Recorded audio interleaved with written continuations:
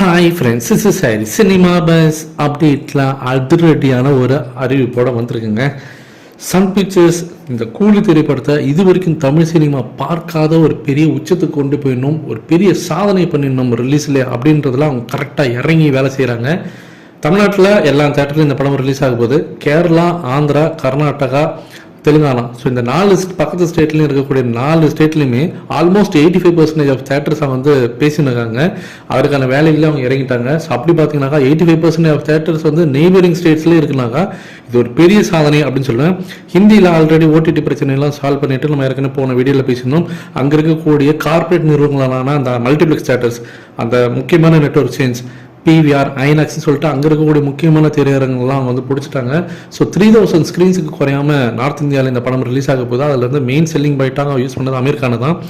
வார் second part வருது, அது எப்படிங்க 3000 ஸ்க்ரீன்ஸ் கிடைக்கும் நீங்கள் பேசுவீங்க. வார் செகண்ட் பார்ட்லாம் ஒரு பொருட்டே இல்லைங்க. வேறு லெவலில் அவங்க சன் பிக்சர்ஸ் இறங்கி, அதாவது களத்தில் இறங்கி கிரவுண்டில் வேலை செய்ய ஆரம்பிச்சிட்டாங்க. எனக்கு தெரிஞ்சு வார் செகண்ட் பார்ட் தள்ளி போகிறதுக்கு வாய்ப்புகள் இருக்குது. ஏன்னா அதோடைய அந்த சிஜி ஒர்க்ஸ்லாம் ரொம்ப குல்ட்டியாக இருக்குது அப்படின்றது தான் அந்த டீமே வந்து உணர்ந்துட்டாங்க. அந்த படத்துக்கு இருக்கக்கூடிய எக்ஸ்பெக்டேஷன் நாளுக்கு நாள் கம்மியாகிட்டே போகுது. கூலிக்கு இருக்க எக்ஸ்பெக்டேஷன் அங்கே இருக்கக்கூடிய யூடியூபர்ஸ் பயங்கரமாக கூலி தான் எக்ஸ்பெக்ட் பண்ணுறாங்க.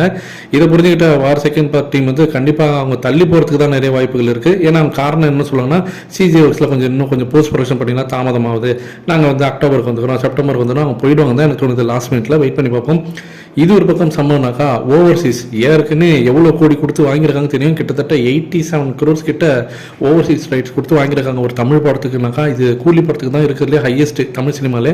அப்போ எவ்வளோ தேட்டர் ரிலீஸ் பண்ணுன்றது நான் உங்களுடைய கணக்குக்கு நான் விட்டுறேன். அப்படின்னா யோசிச்சு பாருங்க. இது வரைக்கும் வரலாற்றில் நம்ம தமிழ் சினிமா ரிலீஸ் ஆகாத ஸ்க்ரீன் கவுண்டில், அதாவது ஓவர்சீஸில் இந்த படம் ரிலீஸ் ஆக போது ஒரு புதிய சாதனை கண்டிப்பாக இந்த படம் ரிலீஸ் ஆகிறதுக்கு முன்னாடியே நிகழ்த்த போகுதுன்றது ஆணித்தரமான உண்மை. நீங்கள் எந்த அளவுக்கு தரமான சம்பவம் பாக்ஸ் ஆஃபீஸ் ஓப்பனிங்காக எதிர்பார்த்து காத்திருக்கீங்க, ஃபர்ஸ்ட் டே வசூல் எந்த அளவுக்கு இருக்குன்னு நீங்கள் நினைக்கிறீங்கன்றதை கீழே சொல்லுங்கள் ஃப்ரெண்ட்ஸ்.